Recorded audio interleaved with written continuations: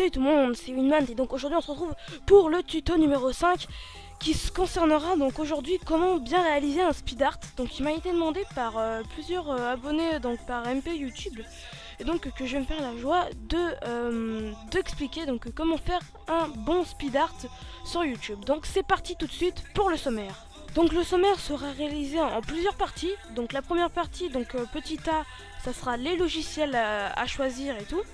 Ensuite petit B, ce sera l'enregistrement de votre speed art. Ensuite il y aura une deuxième partie. Donc petit A, le choix des musiques, donc très important pour votre speed art. Et petit B, les infos dans la vidéo. Ensuite la troisième et dernière partie concernera donc le montage et les astuces. Donc c'est parti pour la première partie sur les logiciels. Donc pour la première partie, donc pour les logiciels, il y a plusieurs logiciels à choisir. Donc il faut savoir qu'il y a les logiciels d'un côté payant et d'un autre côté gratuit. Donc du côté payant et plutôt performant, il y a Camtasia Studio 7 ou 8 ou les versions ultérieures et Fraps. Donc moi personnellement j'utilise Camtasia Studio 8 car personnellement c'est l'un des logiciels d'enregistrement les plus performants, en tout cas pour l'enregistrement des speed art.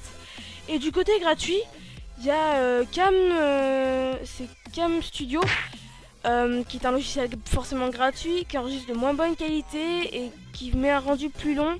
Et donc forcément, s'il est plus long et gratuit, la qualité est moins bonne. Donc si vos parents ne veulent pas que vous craquiez ou achetez un logiciel payant, prenez Cam Studio, je mettrai le lien dans la description. Donc le petit B de la première partie sera l'enregistrement de votre speed art. Donc l'enregistrement s'effectue toujours en HD, donc sur un ordinateur, que ce soit un logiciel gratuit ou payant, mais c'est le rendu qui forcément va baisser la qualité de votre vidéo. Donc l'enregistrement enregistre votre, comme il s'appelle, donc l'enregistrement va enregistrer votre écran en qualité HD. Et donc je vous conseille pour ça, donc petite astuce pour éviter de vous fader si vous faites des coupures, de mettre muet, de décocher la petite option enregistrer le son système et enregistrer le son de votre casque si vous en avez un, si vous écoutez une musique en même temps que vous que vous enregistrez votre speed art. Décochez l'option enregistrer le son système ou le son micro parce que ça peut vous déranger déjà à la fois dans le speed art pour mettre muet la vidéo et pour tout un tas de raisons.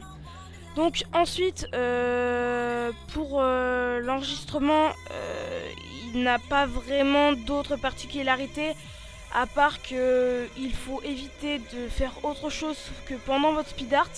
Donc le plus convenable pour un speed art, enfin en tout cas sur un logiciel où on va faire le speed art, serait quand même Photoshop. Mais on peut faire un speed art sur n'importe quel logiciel. Donc c'est parti pour la deuxième partie. Donc déjà pour le choix, donc petit A, le choix des musiques. Donc ça sera le plus important quasiment dans votre speed art. Peu importe le logiciel que vous utilisez ou la qualité, ce qui donnera envie aux viewers de continuer à regarder votre speed art, ça sera déjà la musique. Donc le choix de votre musique. Donc ça peut être une musique déjà non copyrightée ou copyrightée. Copyrightée, qu'est-ce que c'est? C'est une musique qui a des droits d'auteur. Et donc si vous mettez une musique avec des droits d'auteur sur votre chaîne, vous aurez forcément des atteintes aux droits d'auteur et vous serez obligé de payer la musique ou de supprimer votre vidéo si vous ne voulez pas avoir des problèmes sur votre chaîne. Ensuite, le choix des musiques dans la description et là maintenant tout de suite, je vais vous donner des chaînes sur YouTube qui vous permettent d'avoir des musiques gratuites. Enfin pour certaines musiques vous pouvez les télécharger sur SoundCloud ou vous trouvez forcément d'autres astuces comment télécharger une musique sur YouTube. Donc il y a déjà la UFK Dubstep, il y a la UFK Drum and Bass, le UFK Hip Hop. Donc ces chaînes, ce sont des chaînes de UFK, donc de la société UFK. Et donc ce sont des musiques des fois copyrightées, donc attention. Ensuite il y a la Epic Network Music.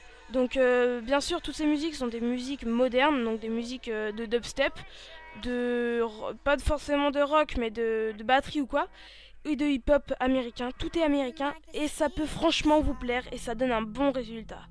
Ensuite, il y a la No Copyright Sound, qui est pour moi la chaîne la meilleure, parce qu'en fait, elle regroupe toutes les chaînes que j'ai dit précédemment, et en fait, ne met pas de copyright en fait, et ça, c'est ça qui peut rendre bien le truc.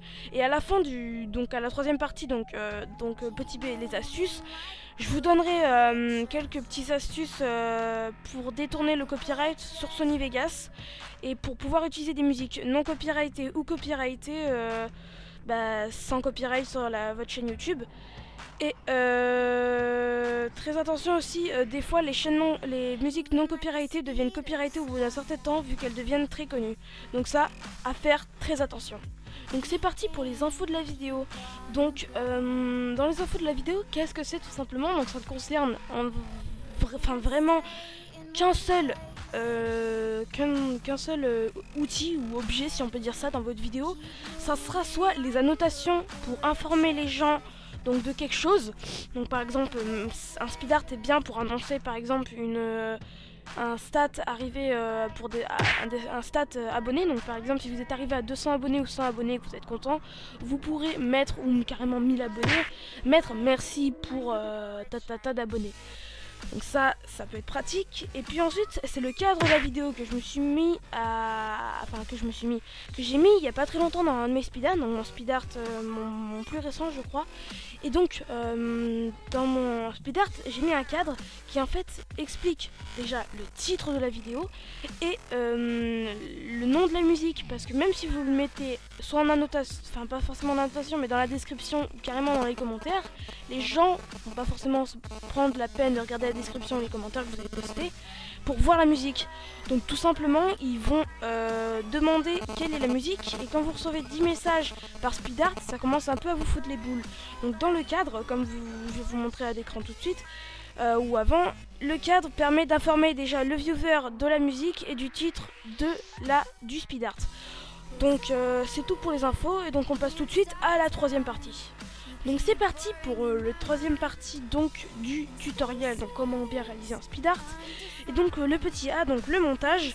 Donc vous pourrez utiliser donc des logiciels tels que Camtasia 8, donc qui est un logiciel très performant donc en montage ou carrément le set. Vous pouvez télécharger une démo aussi. Vous avez Sony Vegas Pro, tous les Sony Vegas Pro ou les Sony Vegas Platinum. Il y a Adobe Premiere Pro, donc ça c'est tous des logiciels payants. Après vous avez Windows Movie Maker ou iMovie pour Mac, donc qui sont des logiciels gratos déjà installés sur l'ordinateur, qui sont forcément moins bien que ceux que vous pouvez craquer ou carrément acheter et qui sont très très chers. Car tout simplement, le rendu n'est pas forcément génial, et vous ne bénéficiez pas de tous les avantages des logiciels payants. Donc dans le montage, vous devrez mettre votre cadre comme vous l'avez fait précédemment, comme j'ai expliqué, les infos de la vidéo, la musique, donc très important, et votre intro. Donc votre intro, je pense que ça sera le plus important pour déjà vous reconnaître, parce que tout le monde pourra vous dire que vous avez piqué un truc à quelqu'un, ou quelqu'un pourra vous le piquer vu qu'il n'y a pas votre intro. Et donc ça peut déranger le viewer. Donc faire très attention. Donc si vous avez une intro et qu'elle fait généralement 10 secondes, vous pouvez la rabaisser jusqu'à atteindre 4 secondes, donc en l'accélérant. Et donc ça c'est bien pour c'est un bon timing pour votre intro. Ensuite, vous mettez en fondu votre speed art, et plus bas en dessous vous mettez votre musique.